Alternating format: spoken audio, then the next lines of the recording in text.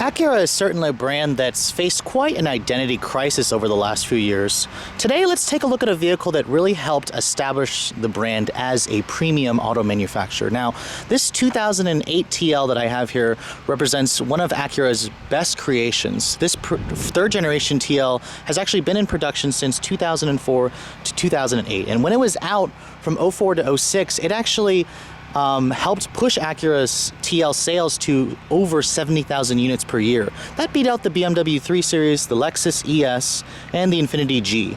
And you know, when this generation TL came out, a lot of people sought after it. They really loved the styling of this car, and people were trading in their Mercedes, their BMWs, their Lexuses to get this car because it offered just an unbelievable combination of value, performance, and good looks. It's still a good-looking car today.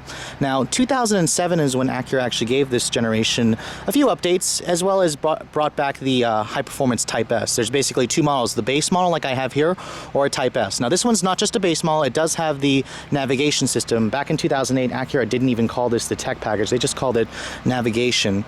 And the Type S model basically came standard with nav, and you had a choice between a 6-speed manual or a 5-speed automatic.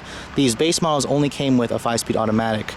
And in terms of the looks, I think it's aged very well. In terms of styling updates, you have the new outboard fog lights. They're into the bumper as opposed to in the headlights as the old one.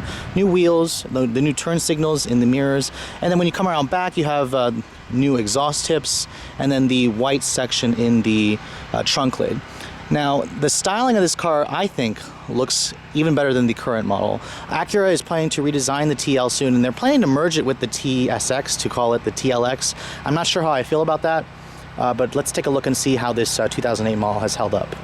Now, when you look at the interior, this interior is still quite nice to look at even today, even though it is getting a little bit old and long in the tooth. But when you step in, the step-in height is somewhat lower. You have to remember this is a sports sedan. You can see this one does have the navigation package, so that basically gives you that big, I believe it's a 7-inch touchscreen. Here's the key for the vehicle. It's Acura's switchblade key. There's no push-button start available on this generation just yet. You can see here you have those updated instrument panel. And this 3.2-liter V6 has quite a nice startup noise. Now, you do have automatic up-down driver and front passenger windows. The back windows are not automatic. That's still the case on the 4th generation TL. Now, the interior of this car still looks nice today. I love the look and the design of this car's interior. Of course, I do think I like the newer one just because of the updated, tech features. Those gauges are blue on the base model and then red on the Type S model, just to let you know that you're in the high-performance model. Now, this navigation system is Acura's older navigation system. You can see the graphics are quite childish. It's kind of hard to read. The screen is on the larger side, and for a touchscreen, it's not bad. The response is decently quick enough. Now, but I do notice that this the interface kind of reminds me of what you see in like a Civic or a Fit. Entering an address, you kind of have to do it by buckets. You don't really have the excellent voice commands that are in the newer systems. And then when you put it in reverse, that navigation package does give you a backup camera, but if you notice, there's no distance or trajectory. I know a lot of you probably don't really understand the benefits of it, but when you actually have a navigation system that has it, when you don't have the distance or trajectory, you really don't know how far or where the vehicle is, judgment wise. It's just basically a camera. It's not really all that helpful.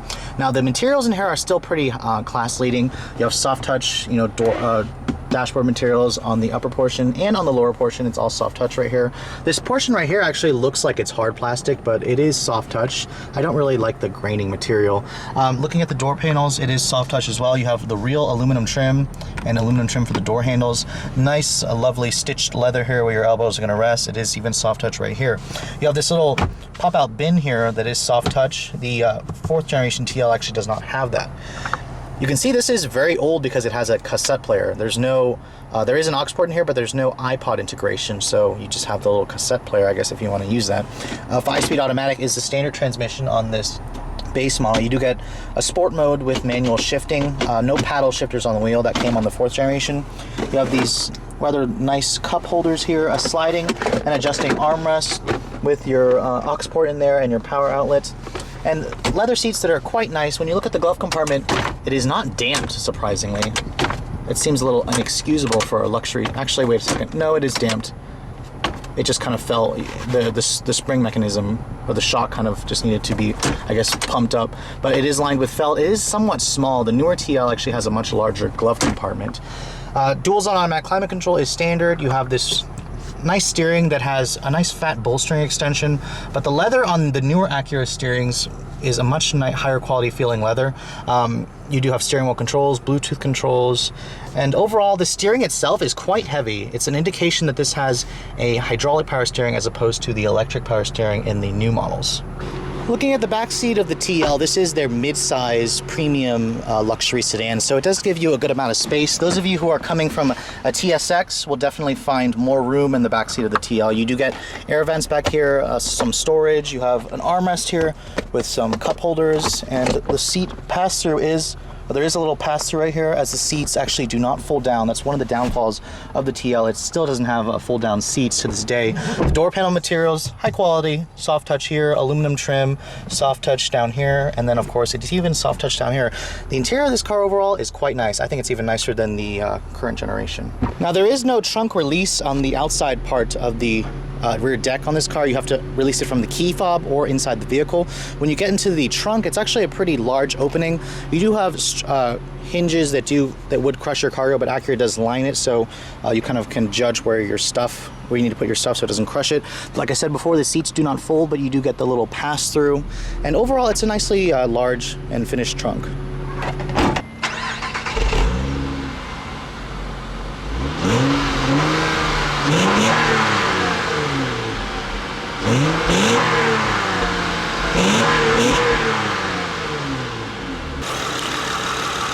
And then when you get under this hood, you'll find Acura's 3.2 liter J32 VTEC V6. This engine pumps out 258 horsepower and runs on premium gas. It runs only through a 5-speed automatic.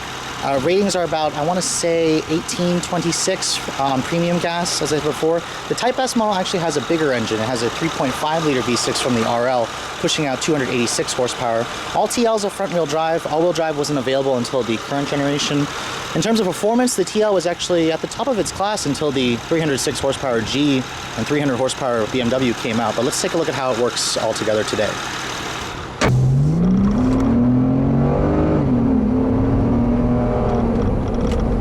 Now, driving the Acura TL, at least this third generation, is a pretty familiar experience. I mean, I've driven these TLs, these third generation TLs, you know, back to back several times, and I'm always quite pleased with how they drive. They just feel very exquisite, they feel premium, and they're very sporty. The steering on this particular model, for example, is the hydraulic power steering, and I gotta say, I noticed that it's a little too heavy at parking lot speeds for my taste, but when you're actually on the road, it weighs up pretty nicely. It's got very excellent road feel, and this car really just shrinks. It feels a lot smaller than its dimensions would suggest. It feels a lot smaller than the 4th generation TL, as that one's gotten much, much larger. The 3.2 liter V6 in this car is a gem. It still revs up very smoothly. It has that nice VTEC kick at 5,000 RPM. The 5-speed automatic is a little bit just like jerky in its shifts. It's very harsh, but it's supposed to be tuned like that way for sportiness.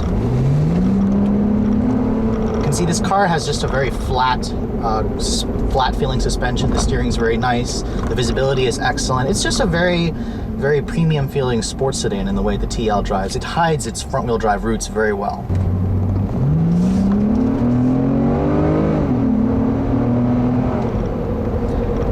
Now, in terms of how this car feels compared to the current TL for acceleration, I think this one feels a little bit slower. I mean, that's definitely not a surprise considering the fact that this is a 3.2 liter V6 with less horsepower. Now, the one thing about this TL is it weighs less than the new one. It's much smaller, it weighs less, so this car feels much more nimble around turns. Where the new one, I thought the steering was too light when you're actually getting on the road. This one has just the right amount of feel. A 5-speed auto with its sport mode does have pretty good way of blipping the throttle.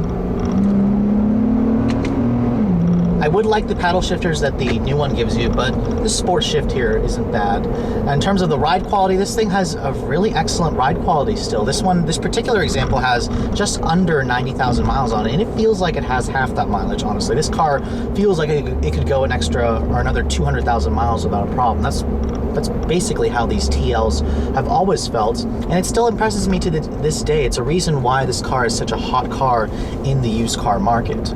You can see going around this corner right here, the car just feels very flat, it feels very neutral. It inspires a lot of confidence. It has very good hold. I don't sense any torque steer, despite the fact that it's got like almost 270 pound-feet of torque going to the front wheels. This car really knows how to mask its front-wheel drive layout underneath. It's impressive.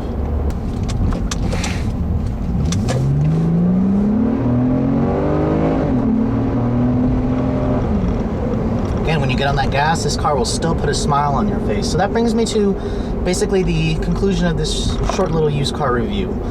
If you're in the market for a sport luxury sedan like this and you want something that's a little bit bigger than your 3 Series, bigger than an IS, the TL and the G are pretty much your only choices. And picking between the two is definitely a tough decision. The one thing about the second generation G that I've noticed is it's definitely quicker than this car, but it's also less refined, and the TL definitely gives you a much bigger feeling interior, as well as maybe slightly better gas mileage, but overall, I'd probably have a tough time saying which one is the better one. I like both of them. It just depends on what your specific needs and tastes are. In terms of, the technology in this car, of course, the nav system's dated, the backup camera system is dated, but it's nice that you have it. And at this price, keep in mind this TL, when it was new, actually stickered for about $36,900. Today, a new tech package TL is about $3,600 more than that. But this particular one was such an excellent value, and it's definitely one of the reasons why it was a very hot seller in the new car and now even the used car market today. So if you guys are in the market for a sport luxury sedan like this one, I definitely would recommend trying to find a TL. I mean, personally myself, I would love to find an 08 Type S in the kinetic blue with a 6-speed, but those are, kind of trying to find like a needle in a haystack today. But I hope you guys have enjoyed my overview of this 2008 Acura TL with navigation. If you're in the market for a used sports sedan like this, make sure you put one on your list. Thanks so much for watching. I'll catch you guys later.